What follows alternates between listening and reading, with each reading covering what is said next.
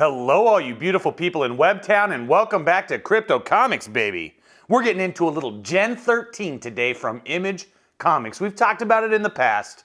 We're going to talk about it again and again and again as Crypto Comics continues throughout the year. This is Gen 13, Issue 0. One of my favorite covers ever, drawn by J. Scott Campbell. And you can see exactly why people love his artwork. It's beautiful. Truly, truly beautiful. So this is it right here. This is the origin, okay?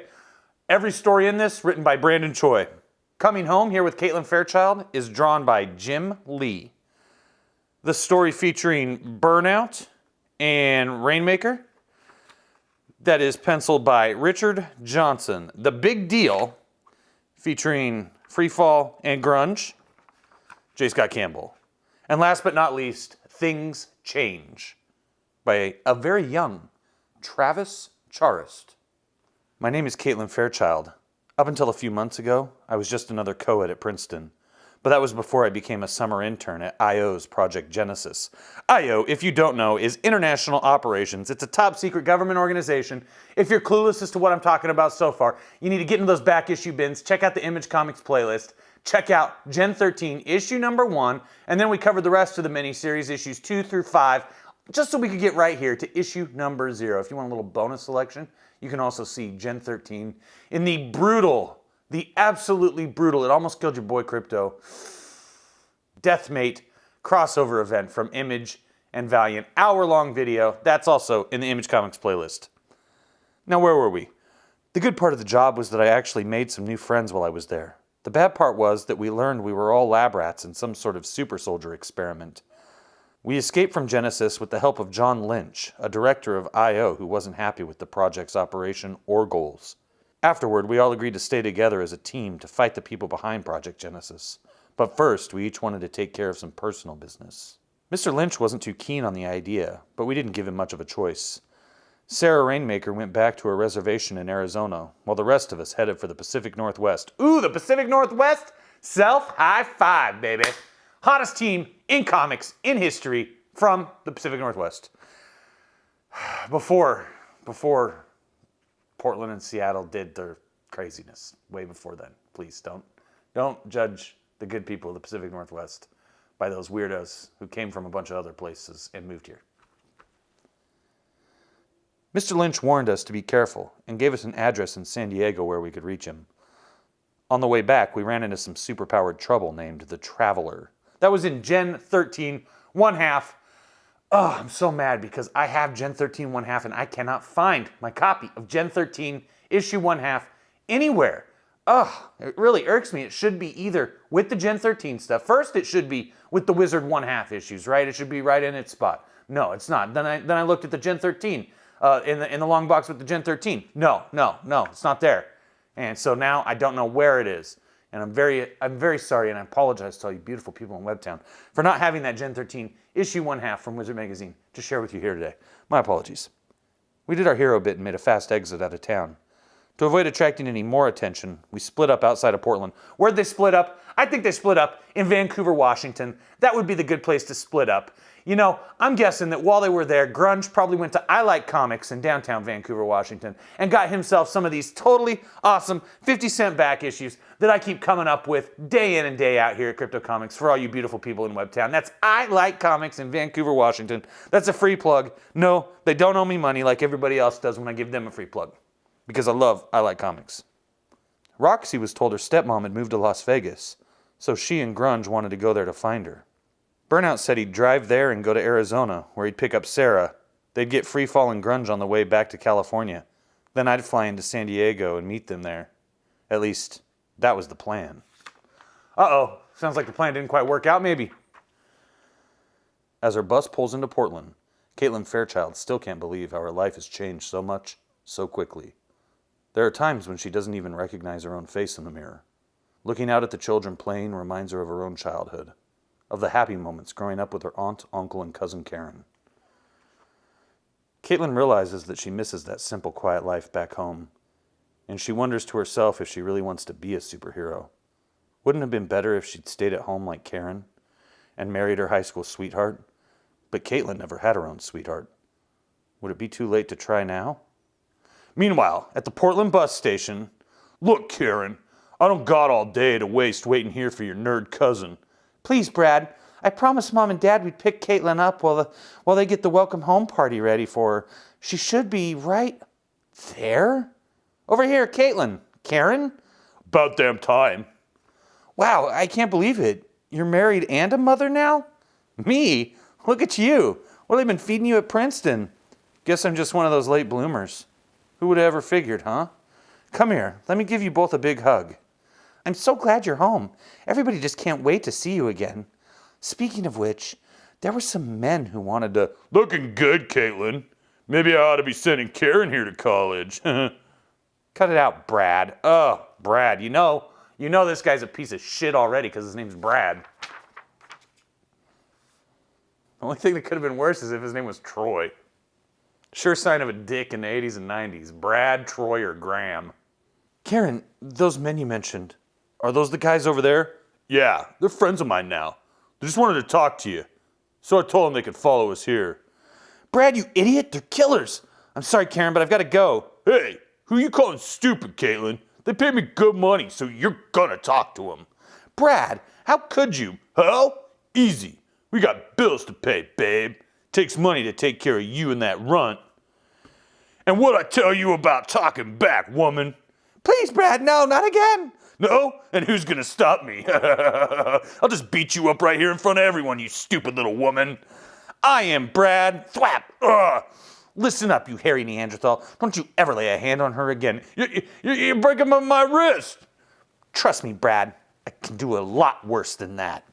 I find out you've ever hit her again, and you're going to need a full body cast. Wham!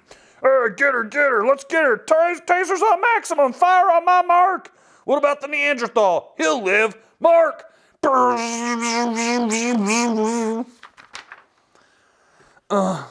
Gotta go. I gotta run. I gotta get away. Running. I'm gonna pick up a train and just throw it at you. Boom! Watch out! Oh! That ought to slow him down for a while. But now what do? I'm out in the open with no place to hide. Get in, girl. We don't have much time. The police will be here soon. Huh? Who are you? The name's Wesley. I'm a friend. How do I know you're not one of them? Lynch sent me to keep an eye on you. He thought there might be trouble. You gotta believe me. Guess I don't really have a choice. Let's go. So how come Shepard always gets the nice car and the babe? Rank has its privileges. Yeah, it went like clockwork, Mr. Lynch. Just like you said. Packages at the airport and headed home. Oh, dirty. As Caitlin Fairchild waits to board the next flight to San Diego, Robert Lane, also known as Burnout, finishes his own journey across a bleak and desolate Arizona desert. This is nuts! What am I doing out here? Why aren't I running for the border before Ivana and her keepers track me down? For that matter, why is a guy who has the gen factor power to transform himself into living plasma sweating like a pig? Guess the only thing I am sure of is that nothing in my life makes sense anymore. Well, except staying together with the other Gen 13 kids, for now. But I just don't like the idea of Lynch running the show. San Carlos Reservation, 20 miles. Then why don't I leave? Because as much as I hate to admit it, I miss Sarah. Whoa, Nelly. I thought these cowpoke towns went out with Gene Autry and Roy Rogers. Guess it shouldn't be too hard finding Sarah around here. Hey, it's me. How you doing? I can see why she left all this behind her to be a part of Project Genesis. Bobby, is it really you? What are you doing here? Oh my gosh, where are the others? They're all tending to personal business, blah, blah, blah. We got to get to San Diego, baby. This is my uncle, John Two Raven. Bobby's one of the new friends. I told you about Uncle John. Hey, nice to meet you. Pleasure's mine. Welcome. Sarah's friends are always good people. So what's with the big powwow, Sarah? You guys going on the warpath? It's a ceremonial rain dance for the festival. You know, Bobby, you can be a real jerk sometimes. Me? What'd I say? I mean, what good is a rain dance out here? It's all desert. Come on, pilgrim. Hey, watch the shirt. A short drive later. We don't hold the festival just to put on a rain dance, Bobby. It's a chance for all the Southwest Indian tribes to get together and celebrate our culture and history, to appreciate the land that we all call our home. Appreciate? I mean, it's nice scenery and all, but it's still a desert, Sarah. You just don't see what I'm getting at, do you, Bobby? Maybe what you need is a bird's eye view of my world. You know, I'd almost forgotten how great flying feels. Yeah, it's probably the only good thing that's come out of this whole Genesis fiasco. But I still don't see what this is supposed to prove, Sarah. Look around you, Bobby. All this land, as far as the eye can see, is the home of my people, the home of the Apaches. A pretty harsh environment to call home, if you ask me. That's my point, Bobby. The land is what made us who we are. My ancestors had to adapt to this environment and learn to use what the land provided in order to survive. More importantly, they realized that they needed to depend on each other to live, and to stand alone meant death. Those lessons were passed down from one generation to the next. They're the bonds that hold my people together today. And that gave me the strength to endure when I lost my parents. Because I knew that the entire tribe was my family. And that's why we stay here. Look, Sarah, I'm sorry about what I said before. My casual racism was totally inappropriate. It was stupid. I embellished there a little bit. I guess I'm just jealous that you all can stay together despite all the hardships out here. My folks left when I was born. Guess I just wasn't worth the trouble. Growing up, I went from one foster home to another, looking for the kind of acceptance that you have here. Somewhere along the line, I just gave up. That was until I met you and the other kids at Project Genesis. For the first time in my life, I didn't want to be alone. Oh, okay, yeah, we get it. You guys are friends and you're going on a journey. Okay, yeah, you get in the car, you drive through the desert. You're going to Vegas, baby. Vegas, baby! Here we go! It's midnight in Las Vegas at Nero's Palace. I can't believe how many strip bars and casinos there are in this town. That's why it's called Sin City, Rocks. You sure your stepmom wouldn't be waitressing at one of those strip... Grunge! Whoa, check it out. This place is ultra plush. I wouldn't mind hanging here for a while. Well, it is the last casino on the list. If my stepmom's still in town, she's just gotta be here. I'm gonna start asking some of the waitresses if they've seen her around. Good call, Rocks. Let's go check this place. He's got that 9 Inch Nails shirt on right there. It's a pretty hate machine. He loves himself some Trent Reznor. Though honestly, he seems like more the kind of guy that would be wearing a Sublime shirt, if we're gonna be honest about it. What's wrong, Grunge?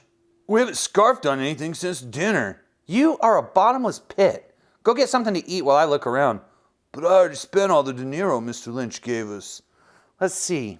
I've still got $5 left. What are you gonna do with $5 in Vegas, baby doll? I mean, even in '94, I don't know. Nah, you keep it. We're friends. You pass up food? Sometimes I can't figure you out, Grunge, but I still think you're sweet. Thanks for being here for me. Hey, who loves you, baby? Hold it. I just got to brainstorm. Uh-huh. Where are we going now? Trust me. Our cash flow problems are solved. Okay, we bet on 00, but how do you know we'll just do what I tell you, Rocks? Whatever. Zoom. Clack, clack, clack, plunk. Winner! 00! We won! Woohoo! Mucho dinero! Come to Papa! Better luck next time, Wan Yu. Neho, Day. Huh? Sorry, dude, but I only speak American. Oh, my mistake. You just remind me of someone I once knew in Hong Kong. Actually, he kind of looks like Mogong. Sorry, man. I was born there, but I grew up in Seattle. Say, that is one fine jacket. You like it, little brother? Looks like we both have good taste. Here, my gift to you. Perhaps you'll have better luck with it than I did. No way, man. Really? This is just too cool. Wait, he grew up in Seattle. He's not like... He's called Grunge, but he's wearing a 9 Inch Nail shirt. I'm still hung up on this 9 Inch Nail shirt. Now there goes one righteous dude. You're not really going to wear that thing, are you? With pride. Hey, he left the sweet specs, too. Check it out, Rocks. Am I styling or what? Just call me the King of Las Vegas. Thank you very much. Oh, brother, be still, my foolish heart. Would you look at that? He's still winning. That's got to be at least $100,000. The guy just can't miss. Eh? What the hell's going on at the roulette table? Just who is this clown winning all my... Huh? It's him. Liu Wan Yu, the hitman for the Chinese Triad. Trying to move in on Vito Spinelli's turf, are you? Well, have I got a little surprise for you. Tony, get down there and take care of Mr. Wan Yu. Jimmy Hoffa style. You got it, boss. He'll never know what hit him. This guy's unreal. Game's got to be fixed. And make sure you bring me back all his winnings. Your luck is just about to run out, Mr. Wan Yu. As well as your life. We just missed her again, Grunge. One of the waitresses told me she left a couple days ago for New York City. I'm never going to find my stepmom there. Oh, gee. I'm really sorry, Rox. Hey, maybe if we win enough money, we can fly to... Out of my way, punk. There they are. Uh-oh, Grunge. Looks like trouble, and it's coming our way. Oh, man, they must have figured out we're not 18. What are we going to do now? They're not 18. I thought they were like all college-age kids. This kid does not look like he is not 18. No offense. She does not look like she is under 18 either. Just need to create a little diversion. Free money, everybody. And then run. I want some. Hey, money? Oh, give me some. You bunch of animals, get out of my way. It bought us a little time, but they're still coming. And just when I had enough money to buy some breakfast. Now I'm really mad. Grunge, this isn't... Hold on, Rox. I got a plan. He dunks his hand in the water. Because he's kind of like an absorbing man kind of a guy, right? Okay, Rox, now run. You call that a plan? I'm going to murderize those kids. Nice and slow. Hey, where'd they go? Just keep looking, Sal. There ain't no way out of here. Mrs. Spinelli ain't gonna like it if we lose them. Just shut up, Guido, and keep your eyes open, man. And they're right back here, right? He's turned to stone. And turned her to stone. There they go. Phew, time to split this scene, Rox. That was totally radical, Grunge. I never knew you could transform other people. That's why I'm the man, Rox. I'm just full of surprises. Well, you're full of something, all right. Hold it. There they are. Uh-oh. Go. Oh, balls. They're getting away. We're out of here. Look, Grunge, it's the van. Hey, Bobby, Tara, time to burn rubber. That's Sarah. What's the rush? You guys in trouble or something? Just drive! Cool your jets already. It's nice to see you guys, too.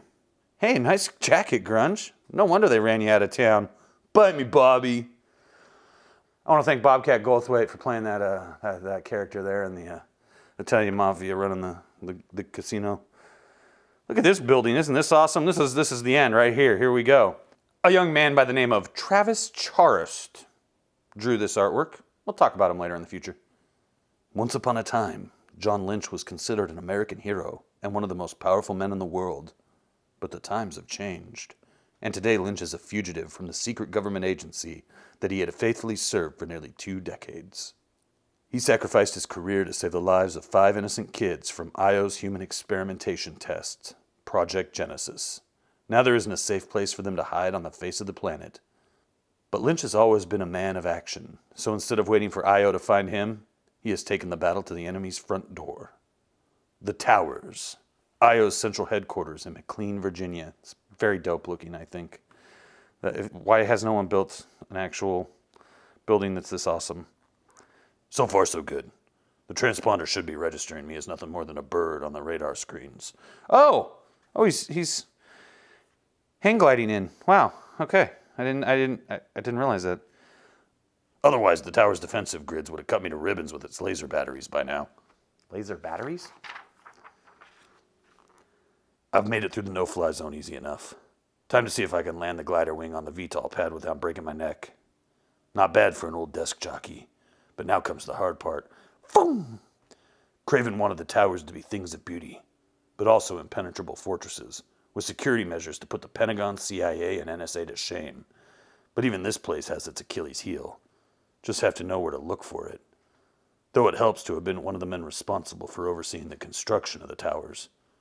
I was able to sneak a couple of minor alterations into the architect's blueprints, making my own trapdoor to the place. Just hope the builders followed the plans and didn't install any sensors into this particular section of the wall. If they did, I'll be dead before this cut's even cooled. Whoom! There, that's got it. Small enough to go undetected for a few hours, but big enough for me to squeeze through. Hope no one uses this stall tonight. At this hour, though, the sector should be pretty much deserted. Good. Empty. Everything's going exactly as planned. Time to put on the rest of the refractor suit. The suit's supposed to be able to bend visible light so that for all intents and purposes, the wearer is invisible. Tech! Zoom! The unit's never actually been field tested, but this is as good an opportunity as any. Put up the sign to keep away any unwanted guests, and head out. Another reason I chose this site is because it's close to the central data bank. Since the suit's got a limited power supply, I'm running against the clock to make it out of here before the batteries go dead. What? Alicia? Of all the people at I.O., I'm going to miss her. Stop it. You don't have time for this. There are other people's lives at stake here besides yours. The CDB should be just around the corner. Only Craven and the 3 directors of I.O. can enter this room. Odds are Craven's already invalidated my security code. But I'm willing to bet my life that I know who he's chosen to replace me as director of operations. And since I assigned that man his I.O. security code, I'm in. The area is secure, so I can turn off the suit and save some juice for the trip back. And there it is, the interface core, the computer heart of international operations. It can download and process trillions of bits of data for I.O. intelligence analysis. As far as I.O. is concerned, if it's not in here, it doesn't exist. The information stored in this system about me and the Gen 13 kids is more of a threat to us than any Black Razor team. Our only chance for survival is to divert some of I.O.'s covert assets for our own use, then access all the relevant data concerning Project Genesis. Download it to my own system. Cast transfer. Download it to my own system. And then purge it all from I-Core's memory. Delete file. Project Genesis. Delete all files. Burp. That should cripple I.O.'s superpowered being program for the next decade. At least Craven will have a valid reason for wanting me dead now. This was almost too easy. Wait a second. Something's wrong here. Where's the sign that I... Whack! Ugh! You! But how? I spotted you earlier in the hallway, Jack. That fancy suit may work on the visual spectrum, but it can't hide your thoughts from a telepath. You got careless, Skipper. So what now, Colby? Alicia? You gonna hand me over to Craven? If I did, I'd probably be able to write my own ticket here at the agency. Then shut up and do it. Not today, and not like this. I owe you that much. But this makes us even, John. I've never kept score, Frank. I always thought we were friends. Yeah, we were. But things change. La Jolla! This is the address Mr. Lynch gave me. Buco bucks is what it is. And this is supposed to be our new home? Looks more like a Legoland nightmare, you know? Actually, it's an original work by the famous architect Howard Rourke. Yeah, that's what I was just thinking, Kat. Sheesh. Hi, we're sorry to bother you. Why, hello, Caitlin. Please come inside. My name's Anna. I'm the housekeeper. Sweet crib. I'm beginning to dig this Rourke dude. Actually, he's dead. Right. I knew that.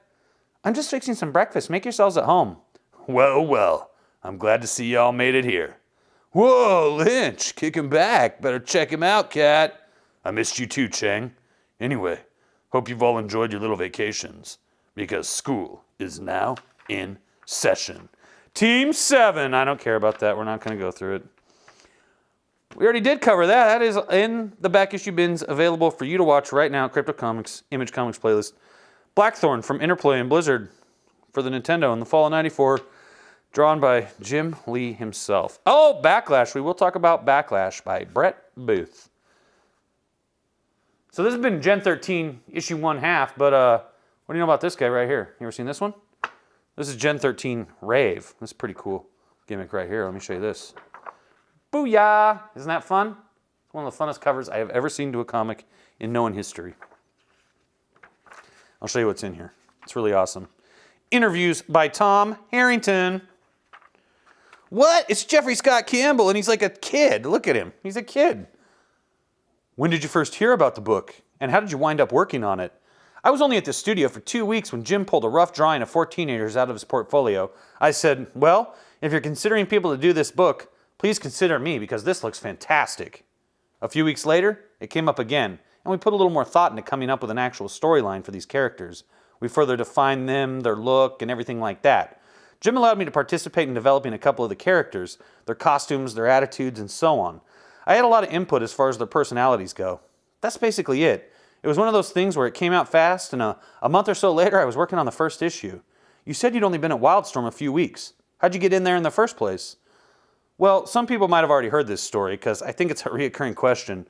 but I was hired through the very first Homage Studios talent search, the one that was advertised in the back of Wildcats issue 2. There was an ad where Jim Lee was actually asking for pencilers, inkers, and writers to send in their submissions, and he probably got buried. I'm sure he did. He called me up personally a week after I sent in my submission, which freaked me out. A few months later, I came up to the studio and started working right off the bat. What was it about a picture of a bunch of teenagers that excited you so much? Why did this interest you more than anything else you could have been working on? It seemed like a cool concept because Jim's drawing had a really tall Amazon character, a long, thin, strong female who was the leader, and I was like, wow, what a cool idea. That hasn't been done yet. That's different. I could tell they'd be fun characters to draw. I'd always been attracted to concepts or characters that were quirky looking or a little different from your average type characters. And these were definitely very original looking characters. It was one of those things that my style lends itself to. Teenagers are a great type of character for me to draw because I don't like over-rendering. And it goes on from here. It really goes on from here. What? Oh, there's Jim Lee. You said your intention was to create a younger team that was newer and less angry than some other comic characters. Jim replies, less angry, less bloodthirsty, you know. From the time Jeff showed me some of his own drawings, I saw that they had a whimsical quality, that there was a certain oddball quirkiness to them. There was a superheroic feel as opposed to a vigilante feel to his work. When we started talking about what project we were going to do together, we discussed how we would make this one different.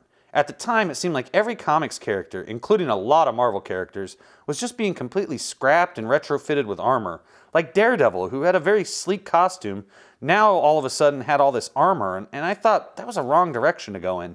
Image had kind of started that trend, and by that point it was out of control. I thought it'd be neat to take a different tact and go back to sleek costumes without a lot of gear, with characters that are more human than superheroic. They're more concerned with happiness or fulfillment than vengeance or showing the arch-villain who's boss. And yet, they've teamed up with Lynch, a deadly serious good guy. We did that because if we didn't have that kind of character, the book would lapse into a directionless state. Realistically, these are normal teenagers. Why would they go and do anything with these powers? So he's really a catalyst for adventure. He also fits in because he's not in heavy gear or a big guy. Jeff and Alex took my original designs from the Wildcats miniseries and thinned him out some more. He's now more of a Clint Eastwood type, a father figure who has resources and a mysterious past. Oh, Brandon Choi, baby, here we go. Can you tell me something about the conception of Gen 13? I'd say the foundation was pretty much laid down by Jim a little while after he'd come up with Wildcats and Stormwatch. We realized we had these two groups that were both from the darker genre of comics, and we wanted to get something a bit lighter.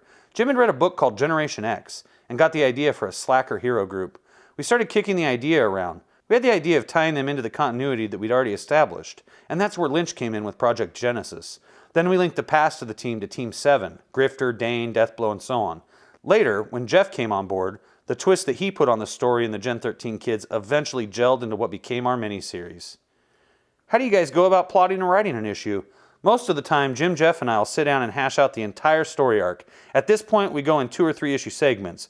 We hammer down the sequences within the story, and from that, Jeff has a pretty good idea of where he wants to go. He has a lot of freedom. And it goes on. It goes on. You get Alex Garner in this bad boy. All these kids. Look at these kids. You get a good description of I.O., Miles Craven the villain, John Lynch. Oh yeah, here we go. All the baddies right here. Oh, there it is. That's what you really wanted to see right here on Crypto Comics today. That's all that really matters. I think it's the same chick who is on the cover of the Gen 13 that is the spoof on the Pulp Fiction poster. Remember that one? Man, yeah, they did a lot of variant covers. This is like kings of the variant covers here with Gen 13. You can make your own grunge tattoo. Check this out. Cut out the tattoo pattern by following the white outline. We suggest using scissors. If you're under the age of 21, please ask your parents' permission. For best effect, remove your shirt. Using Scotch tape, attach the tattoo to your chest. Volunteer for a government science program that is actually a top secret breeding ground for superhumans. Escape, get recaptured, manifest your powers, escape again. You're ready to go. Now, for more of a film noir tattoo, try photocopying the image. That's cool. Okay, great. And lineup of all the characters. Hello, nurse. I like it. I like it. Just basically, Gen 13 the movie. I don't know if this actually ended up occurring. If you know if a Gen 13 movie was made, please let me know. Otherwise, it's just like vapor film. Just talk a lot about it. They're really trying. Another interview with J. Scott Campbell, A Life in the Day of Jeff Scott Campbell by Sarah Becker. You can read all about that when you have this issue of Gen 13 Rave. Beautiful piece by J. Scott Campbell right there. Gotta love it. I love it. Gen 13 and a half. I have no idea. I'm not going to read it. Oh, look at that beautiful piece of artwork. Lovely, lovely, lovely, lovely. Now, hey, while we're at it here, just let me ask you, do you know this one too? This is Gen 13 Zine. This is a little black and white magazine where they just had all of the fans of Gen 13 sent in pictures, drawings that they'd done, and questions. And they literally just put them all in this book and put it out there. Look at this. This is old school cosplay. Lindsay Dunnick, 19.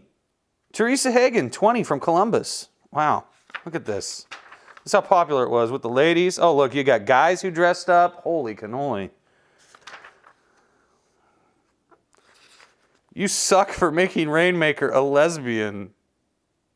I love it.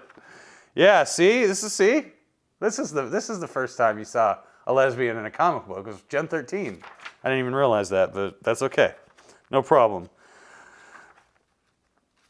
So, yeah, look at all this. So, selling the gimmicks. You can get the watch for $40. You lost your mind. Man. Oh, selling all that gimmick there. See, there's that Pulp Fiction Gen 13 cover right there. Trading cards, you just get like the 96 trading card box for $63, right? That was expensive back then. That was really expensive back then for cards. And Jim Lee, of course, you know, is just smiling because he's making so much money. So much money. People getting married. I don't know who. Joe Chiodo, a man.